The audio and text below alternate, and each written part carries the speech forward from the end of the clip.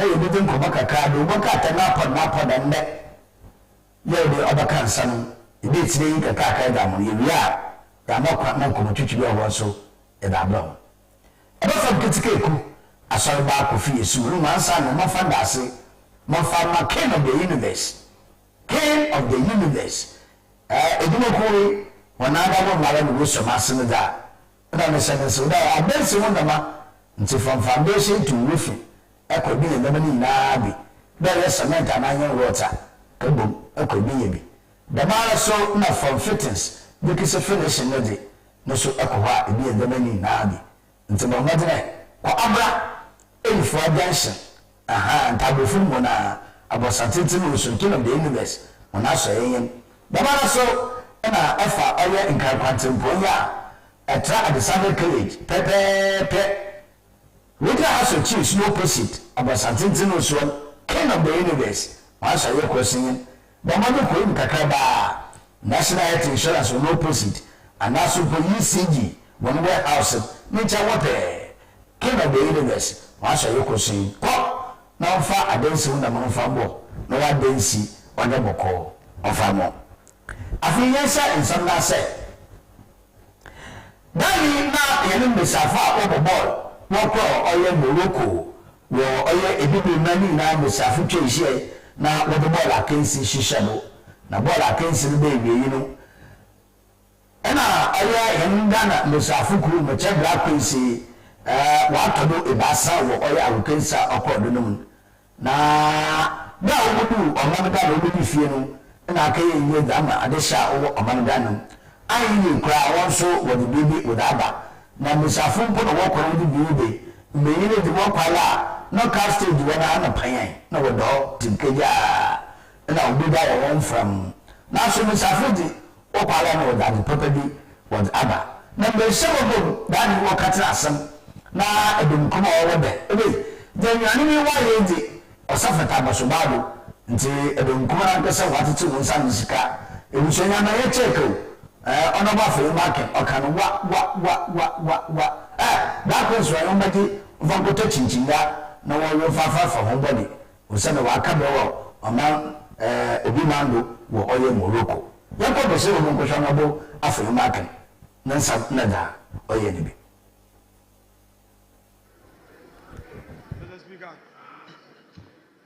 Mr. Speaker, permit me to stand on behalf of the Minority Caucus to also add a voice, a collective one, in response to the statement by our respected colleague and minister responsible for the subject matter on this floor. Mr. Speaker, permit me to precede the comments with what we have by way of our national pledge. Quote, I promise on my honor to be faithful and loyal to Ghana, my motherland. I pledge myself to the service of Ghana with all my strength and with all my heart. I promise to hold in high esteem our heritage won for us through the blood and toil of our fathers. And I pledge myself in all things to uphold and defend the good name of Ghana, so help me God. Mr. Speaker, our black queens lived up to this pledge and they deserve every commendation.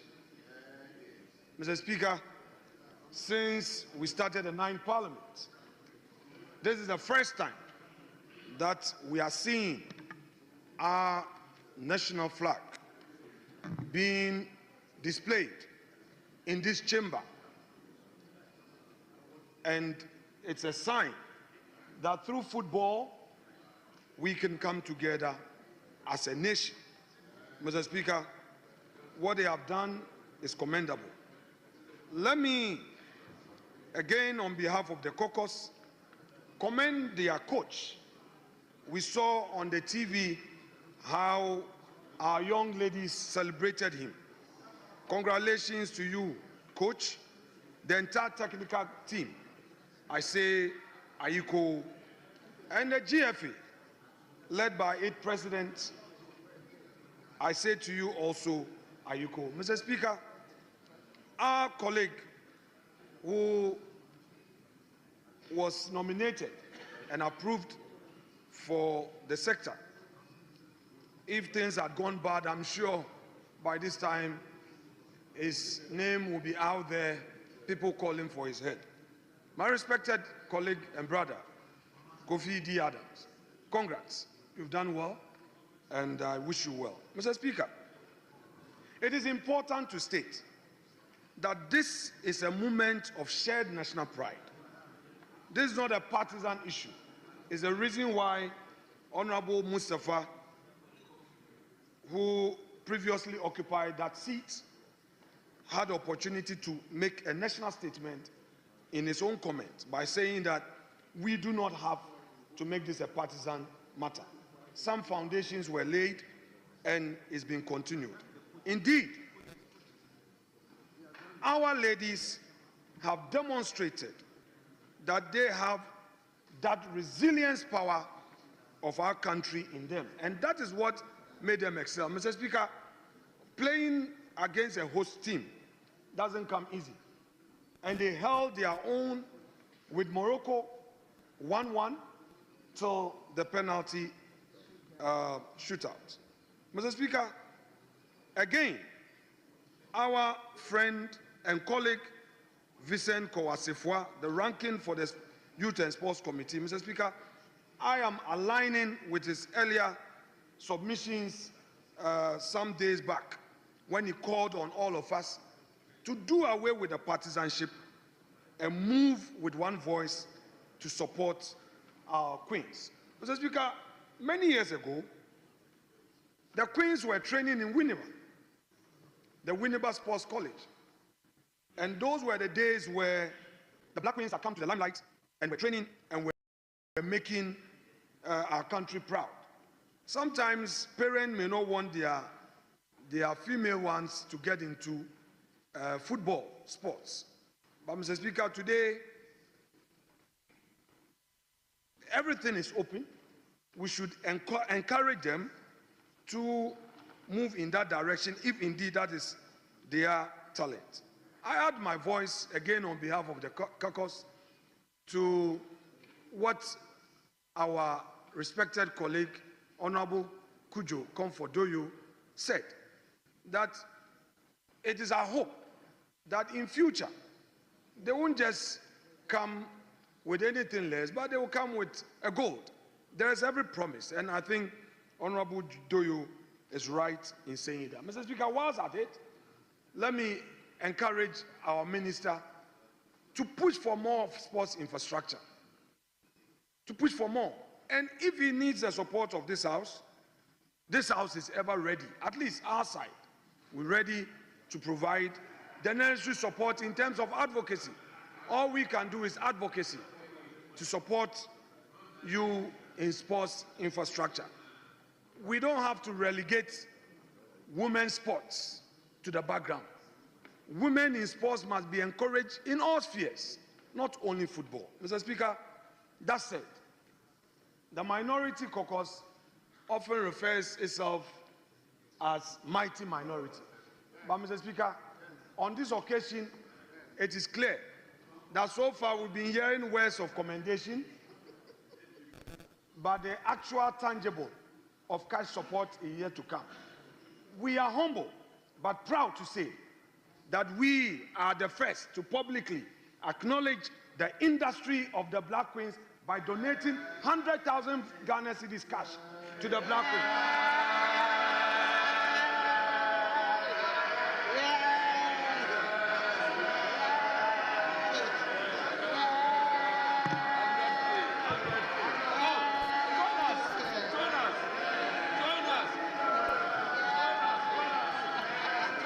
Thank you.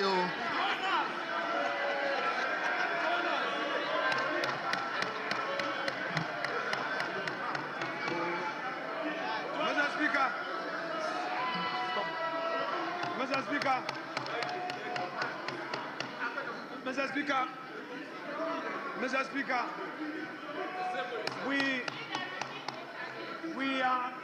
not pledging 100,000. We are giving a cash support of 100,000 Ghana cedis now. And the Deputy Minority Leader, being the senior woman amongst us, has been handed the cash to meet the team outside and hand over to them so that, Mr. Speaker,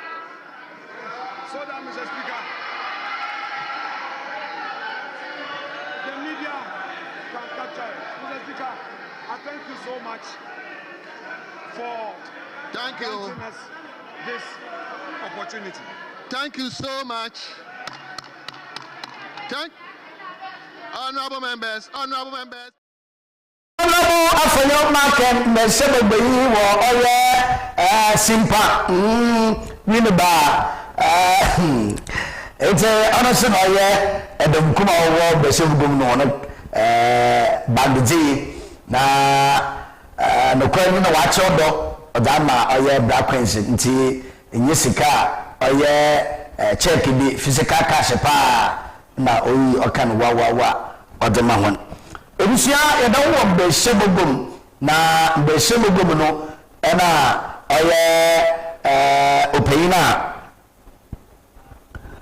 oye Besebogum idima adisha wo ugwane anafo meche onobu kwekuru Kitegen na yaso na oye deputy majority leader na pepe dinsam atuga achemede iwobon na omanga na yekono no kweri ibrasa ode yebra da mibiri na Ghana yekwa iwobon senti be na orkadam yankon kwhwe Besebogum sentra orkadam asam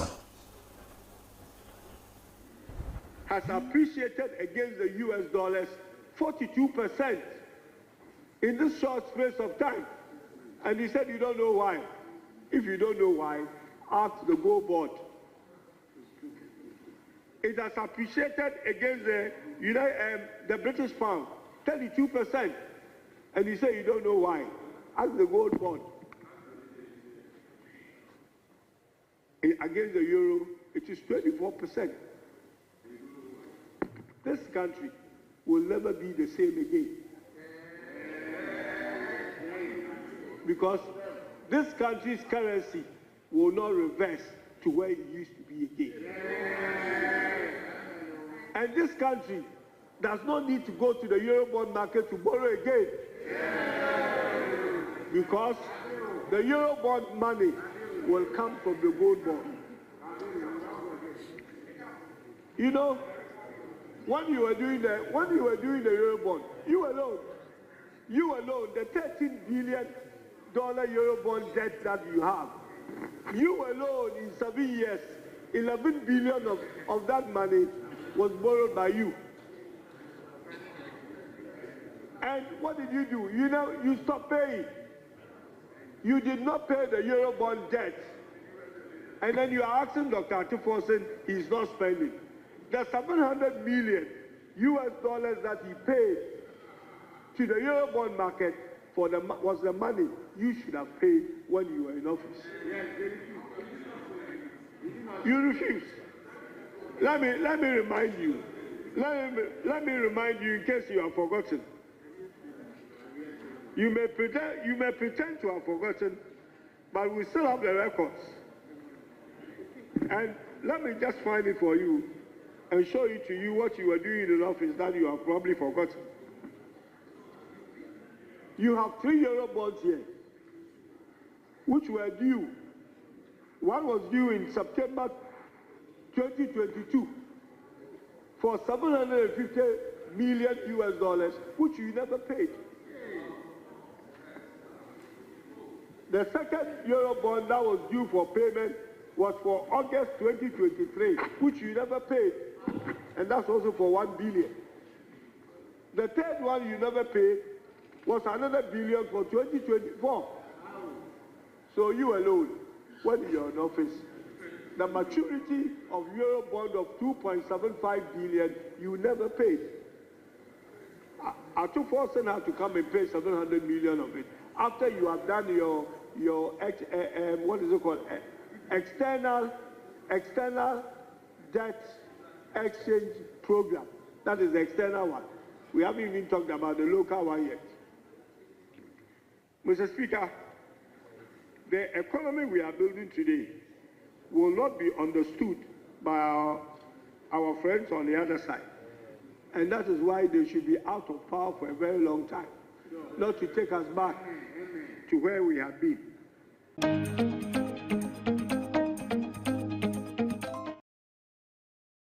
Egin Shafa, the seven day the Madisha or Ugani Tiffy, the seven Ugani Anafo, and other two. It is a year born a gun and qua, no food or a good board, Nancy says some qua, Abano Aye. It is so if you don't not let the fear.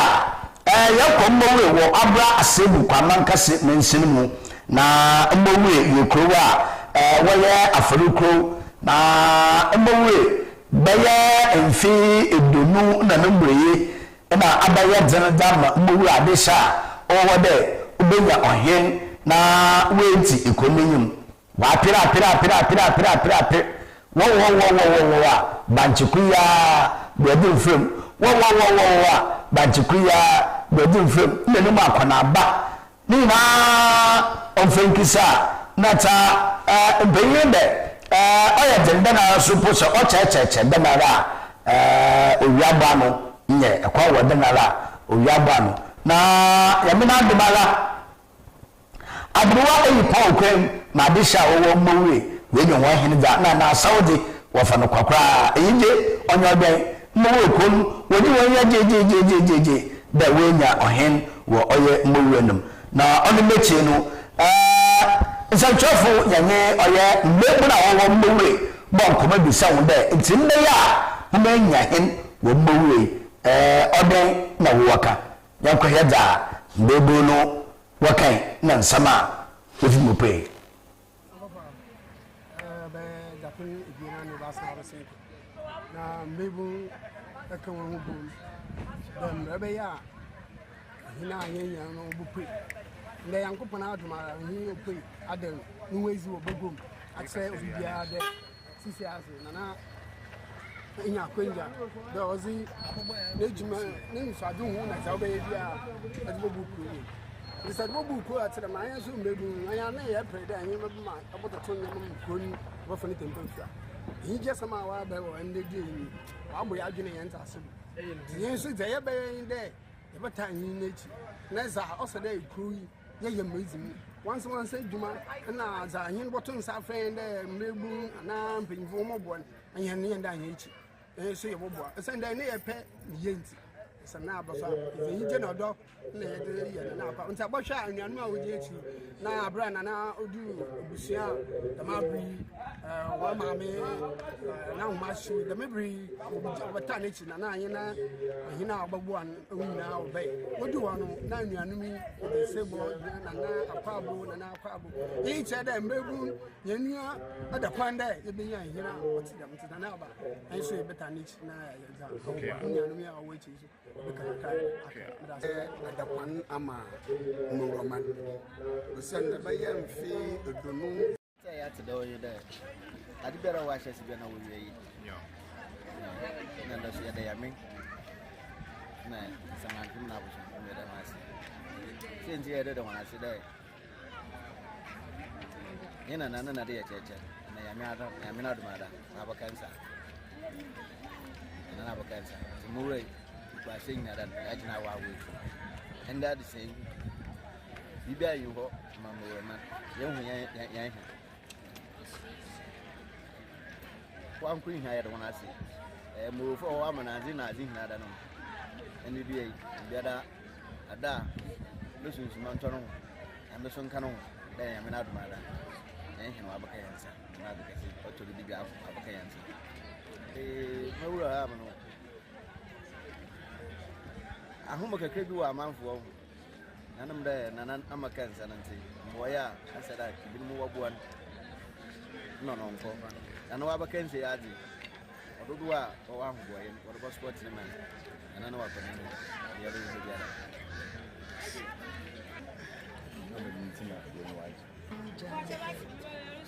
ahi samya da twa ba den fe du ni ba sa Nsinde Yankopon na Bosunkima Yantum, a papa Abakansa will be a very general donor for the edition. Intana Mirage. Let's say one day.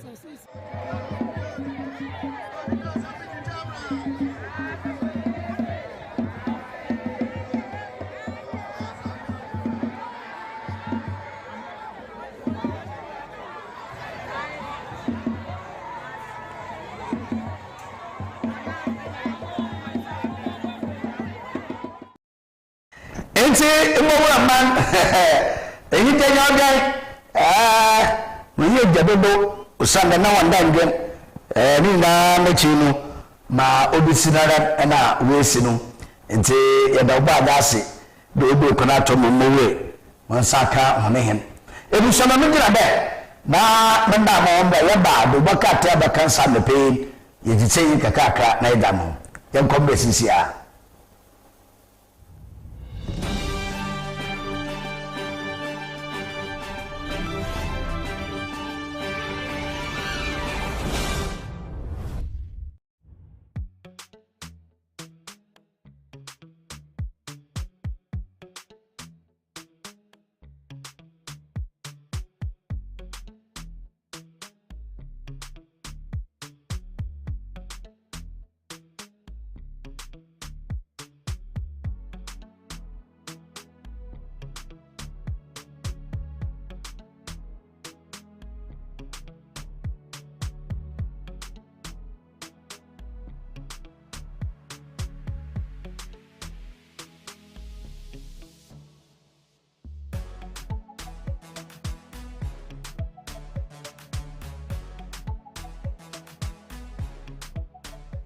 Hello, this is the Cell Gift Shop. We deal in handbags, ladies' bags, we deal in perfumes, and this is one of the bags I have, tote bag. This is from the US. It's very affordable, leather quality. We also have different perfumes, ladies and for men. They come in different brands and also very affordable. We also have Victoria's Secret, original Victoria's Secrets from the US.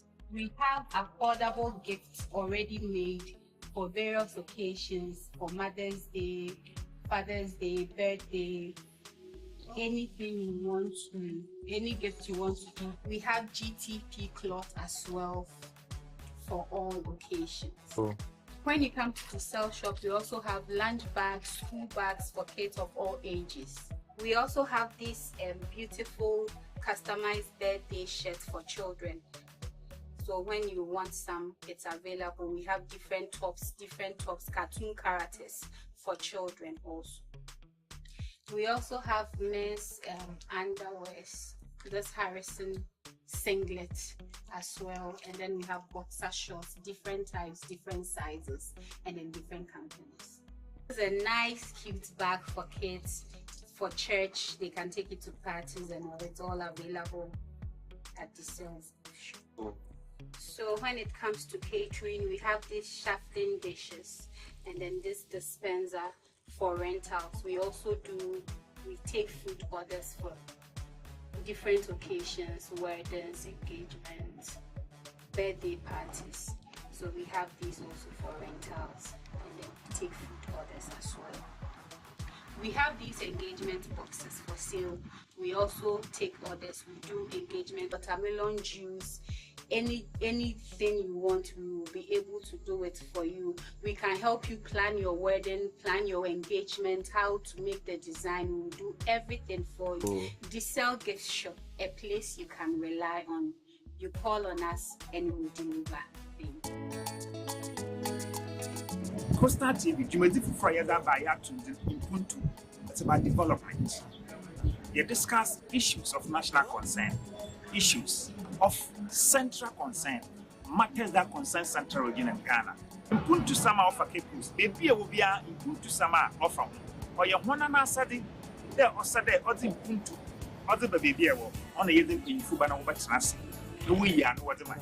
Or your one and Asadi, those in Puntu Baba Kepus. One and Asadi, those in Puntu Baba Central Region. One and Asadi, So I think on Baba Gani Nara. Impuntu sama offer capos. Baby will be a impuntu sama offer. Or your one and Sadi, there or Sade or the impuntu, other baby. A in the P and a batinasi. Women down of Yara. Live ever Coastal TV. Coastal TV.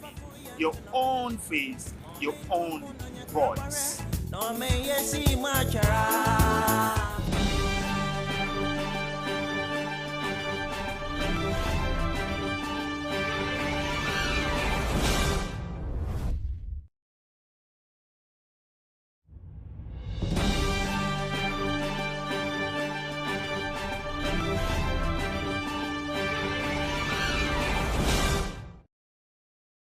Ebusha Musamu Akaba, Moatrase, the Coastal Television, the Getania 514.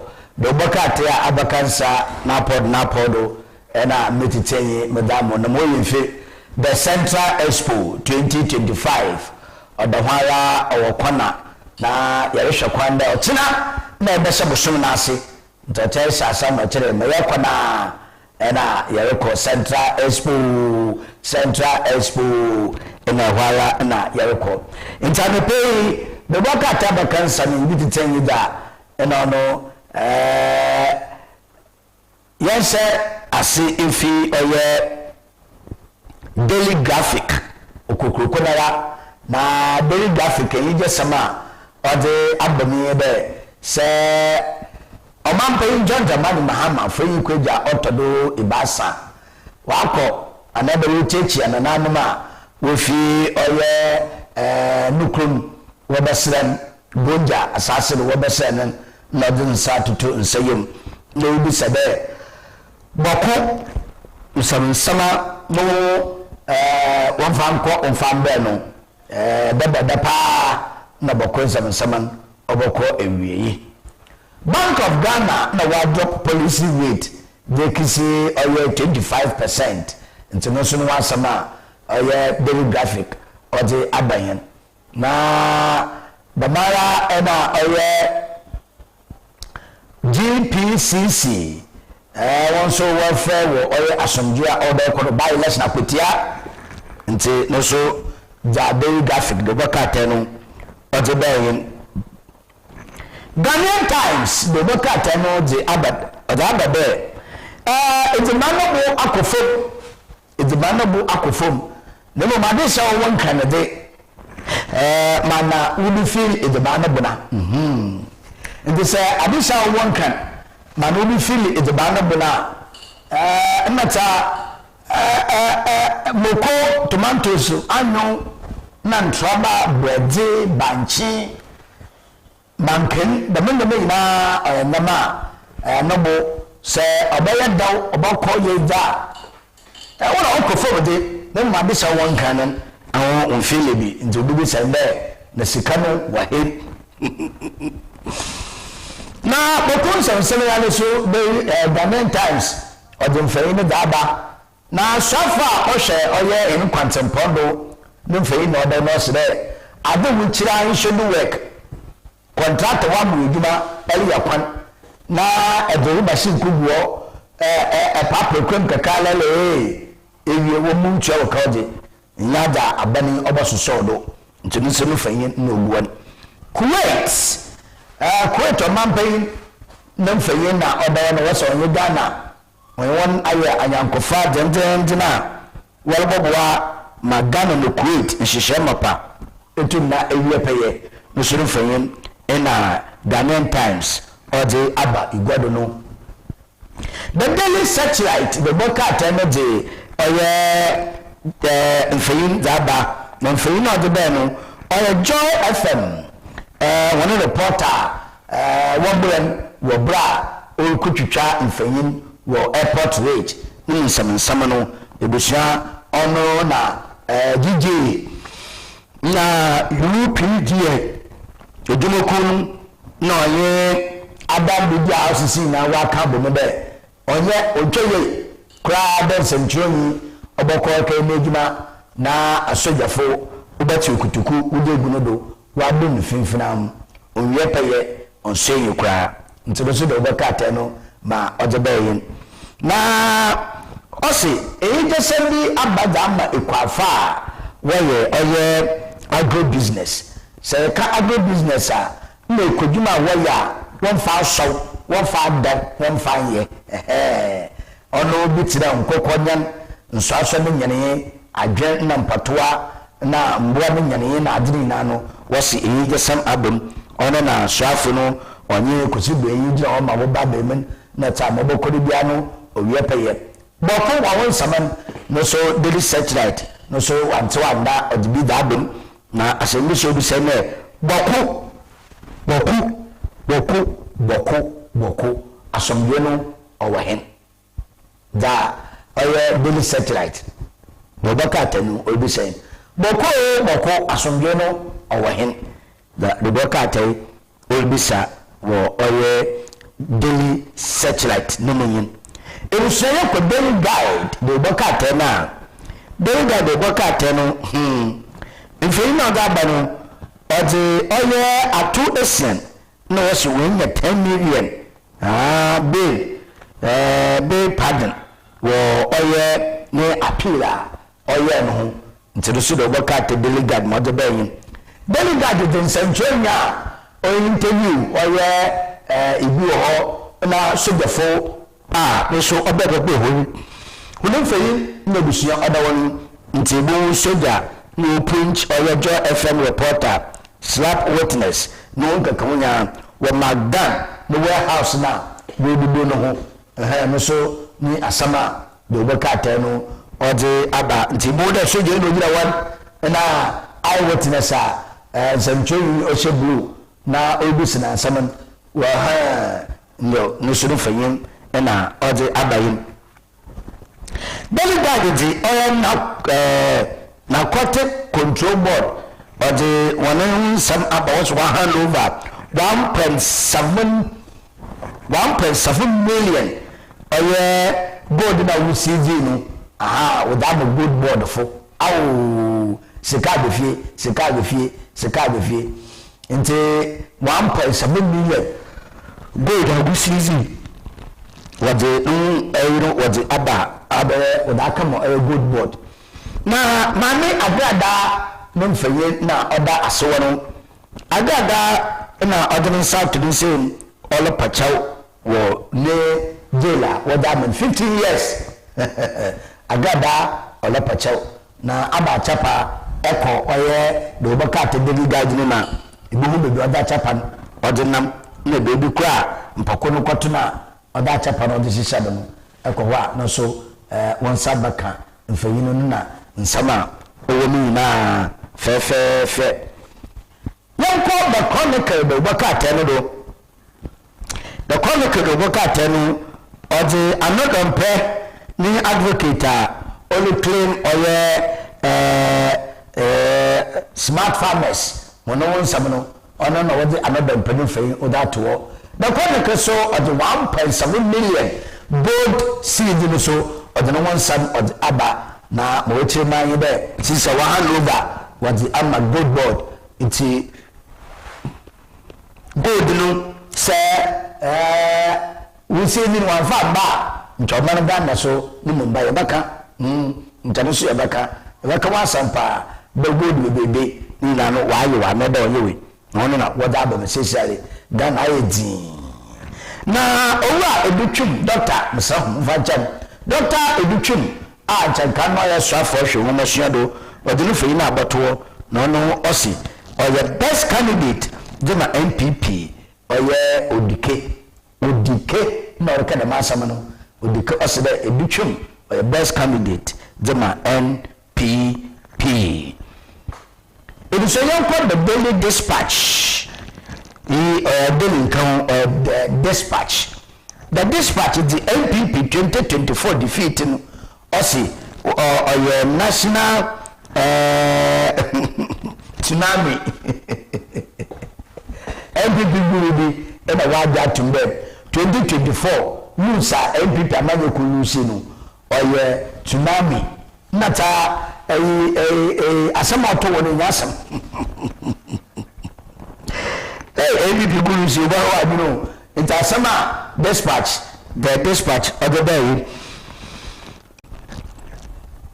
na this part the ɔyɛ ɔmanpan John Dramani Mahama na ɔyɛ no ho kafo maa mi yɛ ɔdi na Mahama na wɔdi ɛdaw awɔredaw wabla wɔwɔre no mfe pal edasa ibasa 33 years ɛna wɔka wɔn bom da awɔrefo ɔno na ebien na wogyina hɔ wogya ɔdɔ paa eti na dispatch na waka for the masemi ɔde aba na so na so MPP wɔne filing fee a ɔyɛ 600,000 Ghana cedi no so nkɔfo kasa wɔm ɔyɛ Kennedy ata Kennedy mpɔtɔ bidin ɔyɛ ata Kennedy na ata Kennedy ina obi sɛ dɛ democracy dɛm na social wedo na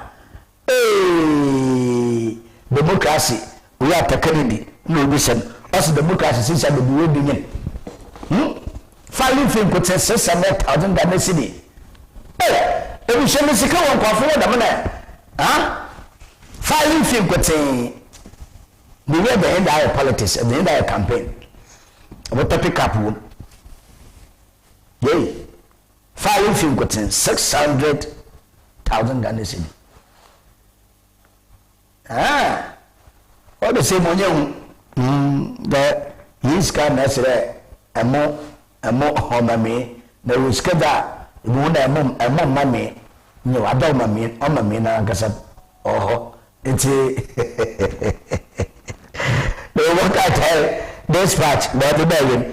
Now the hawk, they work out the daba. Hawk, the work out the a man paying, man paying, John at the Kunku for, man paying, and now at the Banco of Ado, who may be who failed out to all.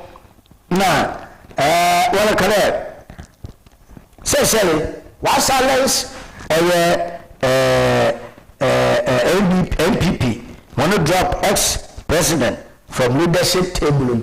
Say, Sally, the monk of William Mayfield was silencing until a man paying performing car until a man paying another one continent cannot go for the Inchelia, Musupo and Tenanka until what's the Sally MPP will drop ex-president from leadership table until one come home.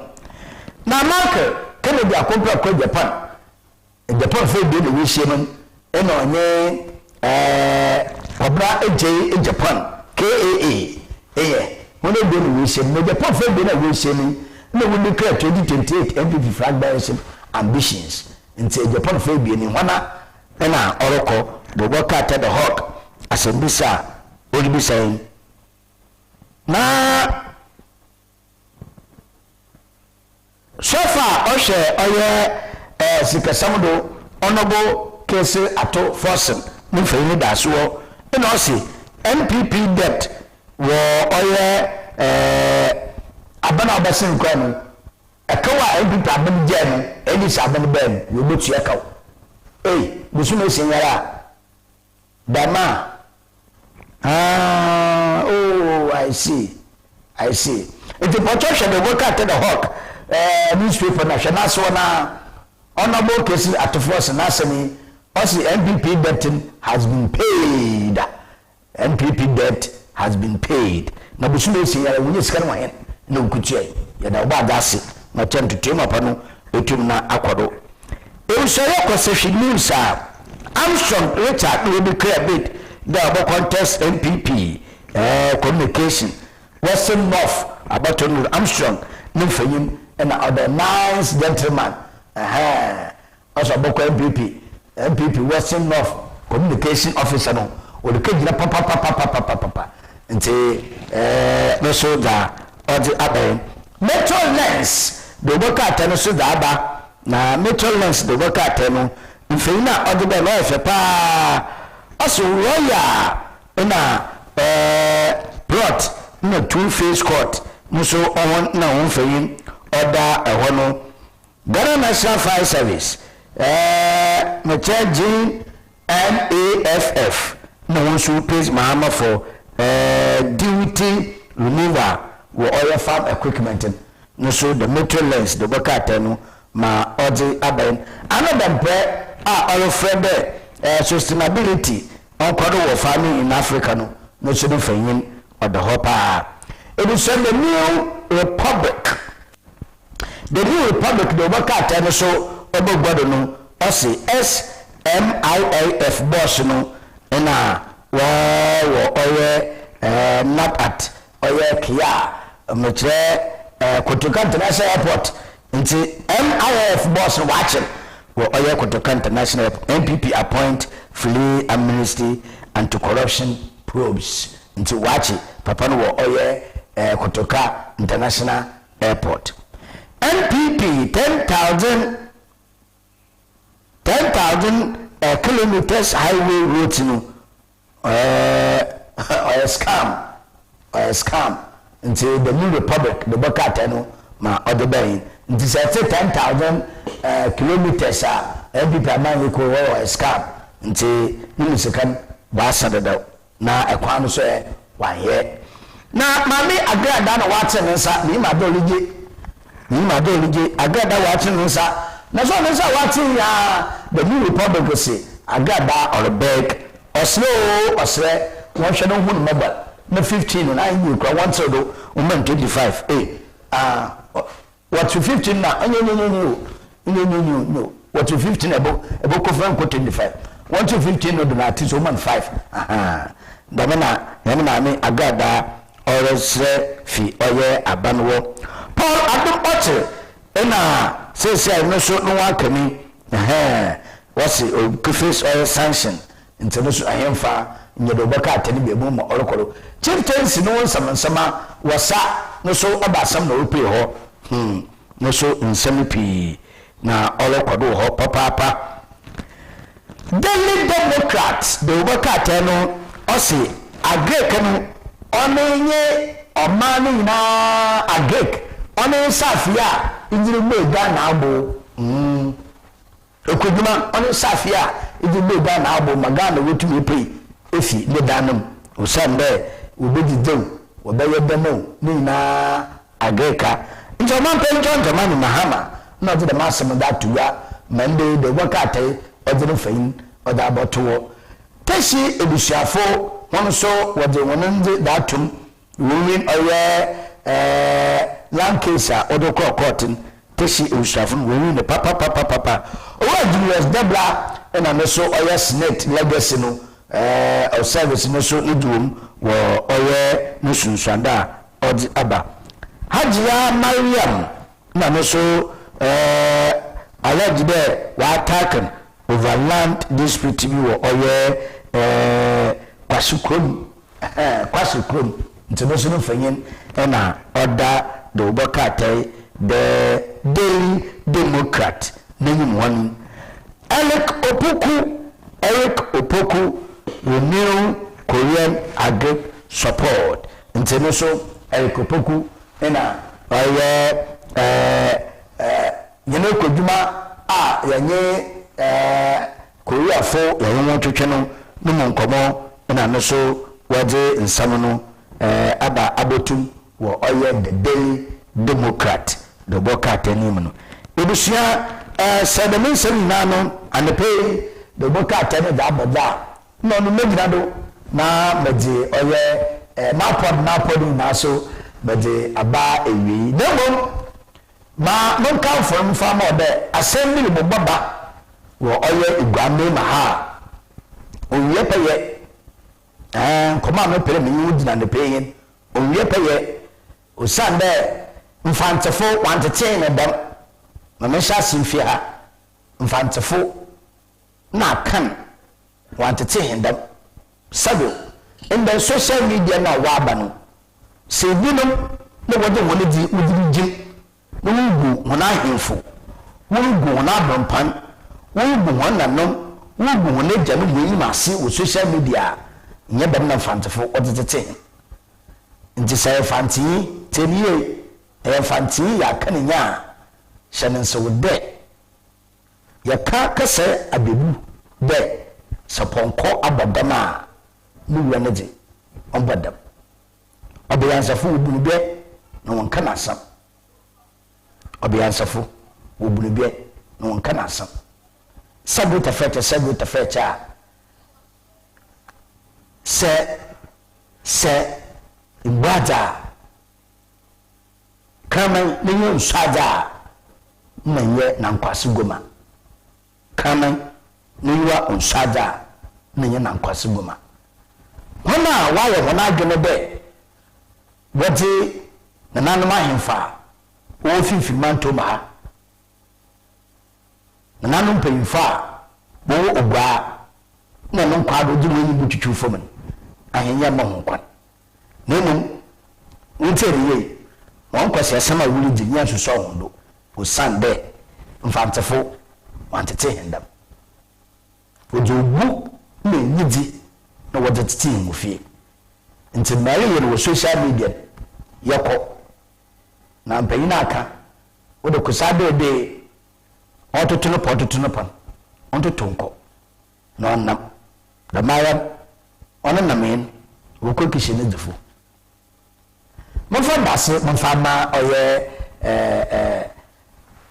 Canada Universe asoya wode adansi no hondama aye hone chafa da obobo mo adansi akodo ewie peye da mo a ebe da danum asumji mo boko da danum ayi kukukukuku usande 4 tiles na waters awda mo na da wo finishing fitting aba odimu pa na dosa Canada Universe de ba mo BBC oye wabon no the yes bambam otemi peti na pampen bomoden kwa abra Canada Universe wa so yi ho eyifu adansion tabu funu mo na abo se no so wo so ho eko oye nkran kwantempoido etra de cyber college school na americo oye nkafo adansion ebe we ha so choose no positive pe abosan no wo wonsa eyifa Canada Universe wa so yi krosenyen ewi akoe ni kakaba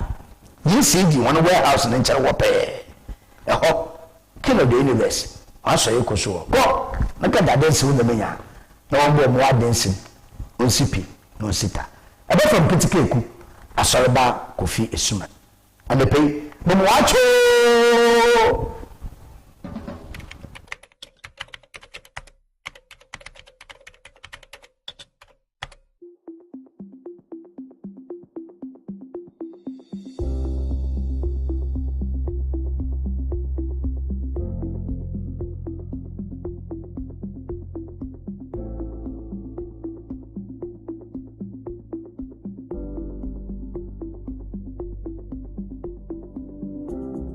My name is Honorable Eduamwa Ekopein Oche, Central Regional Minister, and I welcome you to Central Region Expo Tourism and Investment Fair, DAP Central Expo 2025, which takes place at Adisada College Park, Cape Coast, from August 22 to August 30, 2025. Our region is known for tourism, education, and agro-business, and we are excited to showcase our achievement and opportunities here at Central Expo 2025. Over the years, the Expo has created opportunity for many small and medium-scale enterprises to showcase their goods and services to the outside world. In many cases, exhibitors have come from almost all corners of Ghana and outside Ghana and have maximized their sales and revenues. This Expo is a fantastic platform for us to connect with businesses, investors, and entrepreneurs from around the world. It is a chance for us to learn from each other